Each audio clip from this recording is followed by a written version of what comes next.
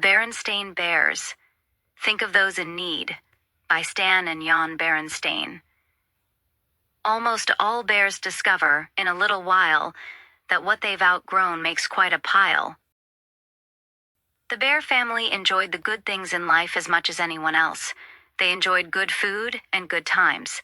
They enjoyed a snug tree house and a comfortable chair before a crackling fire. They enjoyed books and music, toys and games, quilts and cuckoo clocks.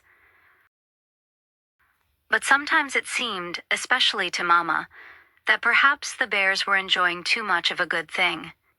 It was also clear to Mama, as she managed the treehouse, that they had a problem that came under the heading of too much stuff.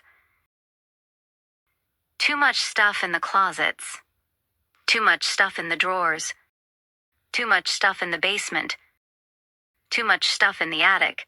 There was too much stuff everywhere. It all made Mama a little uneasy. It was beginning to be a worry.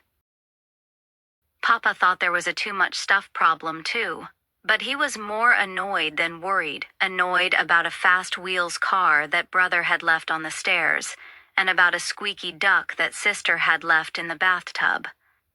But there was much more on Mama's mind than fast wheels cars and squeaky ducks.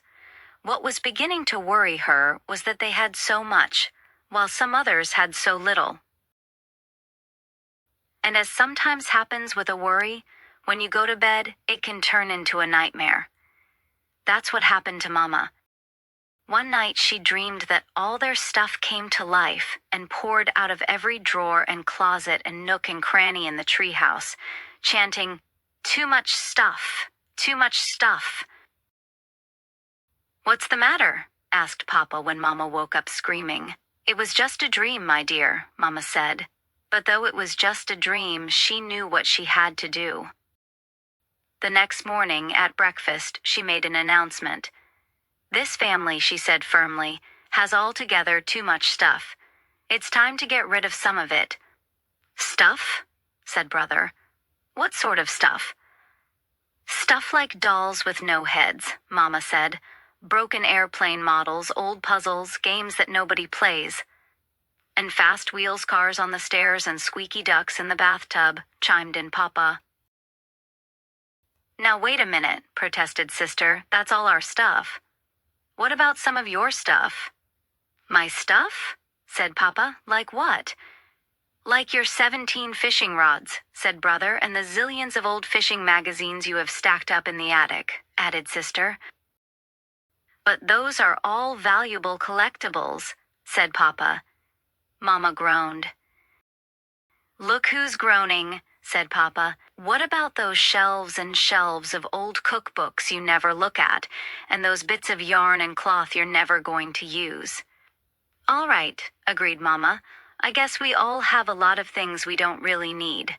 That's just my point. What should we do with it all?" The Bear family thought for a moment. "Hey," said Brother.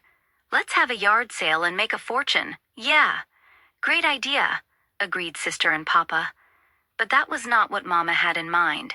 She had been thinking more and more about all those folks who had so little, especially with Christmas coming on. But what could the Bear family do? Mama already had a plan in mind.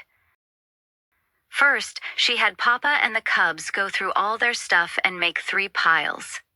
In one pile were things like old board games and puzzles. In another, all their forgotten but still good toys and sporting goods. And in another, clothes and furniture, extra cookbooks and unused fishing rods. When the Bears piled everything into the car, there was hardly enough room left for them. "Where are we going?" asked Sister. "First stop," said Mama, "is the old bear's home." The old bear's home was where older bears went to live when they needed help taking care of themselves. Nurses and doctors looked after them and made sure they were in good health. But sometimes the older bears got a little lonely and bored. They liked visitors and things to do. That was part of Mama's plan. When the family arrived at the old bear's home, they handed out their games and puzzles to the older bears, and then sat down to play games and do puzzles with them. At first, brother and sister were a little shy and embarrassed. The older bears were just so old. But after a while, they got over it. The bears in the home weren't any older than their neighbor, Ms. McGrizz, and she was okay. Soon they were having a fine time, and so were the older bears. They were all sorry when it was time to leave.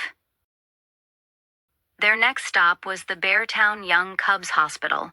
Brother and sister knew about the hospital. Brother had gone there to get his ankle x-rayed the time they thought it was broken, and sister had come along to watch. The bears dropped off their load of used toys. They were welcome. The hospital workers said the toys would be given out at the hospital Christmas party. On their way out, they saw a young bear in a wheelchair with his leg in a big cast. They were glad they had brought the toys.